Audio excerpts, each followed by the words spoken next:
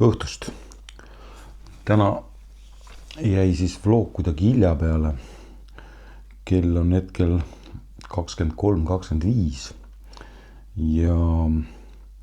millest siis täna rääkida tahan on see, et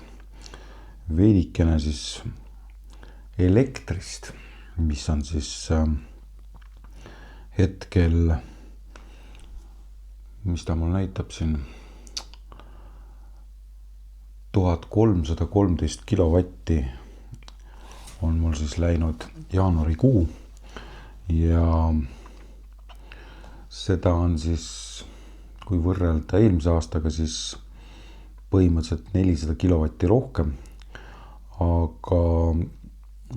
2024 jaanuar, siis oli 1200 kilovatti, ehk siis mul on fikseeritud pakett, 8 senti on öö ja 10 senti on päev, ehk siis minu arvutamist mööda peaks see tulema kuskil orienteeruvalt kuskil 250–260 euro vahele, kui täpselt või kui õieti ma arvutasin, sest see aasta tulid ju mingid lisatasud veel uued juurde, et ma ei tea, kui suur ta nagu tuleb, et täna ma lugesin mingit artiklit ka, kus siis kirjutas sellest, et osadel inimestel on elektriarve isegi 2000 eurot. Ma ei kujuta ette, kas see on siis börsipakett ja mingi ülisuur maja või, aga ilmselgelt on meil see elekter Eestis ikka väga-väga kallis, võrreldes siin soomlaste või norrakatega, ja ilmselgelt see tuuleparkide ja rohelise energia teema on täiesti läbi kukkunud minu arvates. Meil ei ole nii piisavalt päikest, meil on põhimõtteliselt 8 kuud sitta suusa ilma ja ülejäänud 2 väidetavat suvekuud, mis on siis juuli ja august, seda eristab siis talvest sisuliselt 2 kraadi, suvel 12 kraadi ja talvel 12 kraadi siin sooja, nii et novembris siin isegi sai muru niidetud veel niidukiga ja mis siis veel selle koha pealt, et ma arvan, et see tuuleparkide idee on selles mõttes läbi kukkunud. Esiteks nende tegemine on maru kulukas. Teiseks meil ei ole tuult, et üks tuulik tööle hakkaks, siis peaks olema minimaalne tuulekiirus siis 12 meetrit sekundis, aga see ei garanteeri sulle tegelikult reaalselt mitte mingisugust erilist tootlikkust. Ja mis puudutab päikest, siis ilmselgelt seda on meil siin Eestis ju väga-väga vähe. Ja see, et on kinni pandud need kivisöe baasil olevad elektrijaamad, ma arvan, et see või siis õli omad, et see on nagu minu arust täielik möödalask, ehk siis laske endale jalga. Ja sellest on tegelikult juba juttu olnud ju, minu meelest EKRE rääkis sellest juba aastal 2019, et see asi läheb niimoodi ja nüüd on siis see aeg käes. Aga mis siin nagu ikka tagantjärgi targutada, et eks iga eestlane, kes nüüd need suured arved sai ja kes tegi valimistel oma valimise siis selle erakonna suhtes, kes siis nagu lubas rohelist energiat ja odavaid elektrihindu, siis äkki te järgmine kord siis valite kedagi teist. Nii palju siis päevapoliitikast. Aga mis ma veel tahtsin rääkida, oli siis see, et kuna ma siin ise lähen Reisikompassi saadet, õigemini siis vlogi filmima Taisse, ja siis ma tahaksin tegelikult veidikene nõu ja just nimelt siis e-simmidest veidike rohkem küsida, et mul endal on niisugune pisikene, umbes nii suur taskuruuter, kuhu käib siis SIM-kaart sisse, ma kasutasin seda Egiptuses ja ta on küll 4G pluss, aga ta töötas selles mõttes nagu ideaalselt, aga suurim miinus oli see, et see 3000 amprine aku sai seal nagu suht ruttu tühjaks, et mul oli akupank kogu aeg järel ja ütleme niimoodi, et kui sul on see väike ruuter, kuhu saab siis 32 erinevat seadet järgi ühendada, mis on iseenesest muidugi pluss ja äge on ja siis tegelikult, kui sul on juhtmega akupank kogu aeg lühkarite taskus, siis need lühkarid on põhimõtteliselt, kui sul see nöör siit eest lahti läheb, siis kukuvad need püksid sul alla lihtsalt, sest akupangad ja need kokku kaaluvad omajagu. Aga muidu ta oli iseenesest suht mugav. Ja ütleme niimoodi, et mul kulus reaalselt, ma ostsin 100 giga netti nädalaks ajaks Egiptusesse ja tegelikult mul kulus üks kaart ära ja veidikene teisest kaardist peale, et see teine kaart õnnestus mul Eestis nagu maha müüa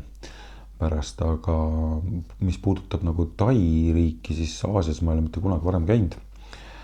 Ja vaatasin Joosep Järvesoo elukaaslane või naine või kuidas seda öelda, tema rääkis siis sellisest äpist nagu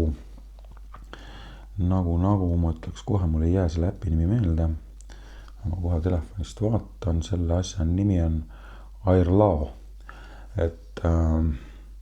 vaatasin, siin on siis siuksed paketid nagu saab 24 euriga endale siis võtta sisuliselt 50 gigabaiti ja ma ei tea, kas seal on mingid piirangud ka või mitte, et ma vaatasin Unlimited pakettidel olid piirangud niimoodi,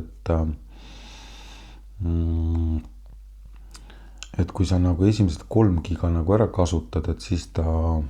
edasi läheb netikiirus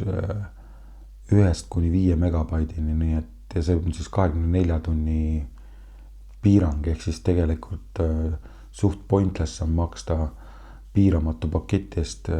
kui sul tegelikult see 50 gigane pakett, kus siis on reaalselt eelmakstud, et seal sellega võib-olla toimetab nagu paremini.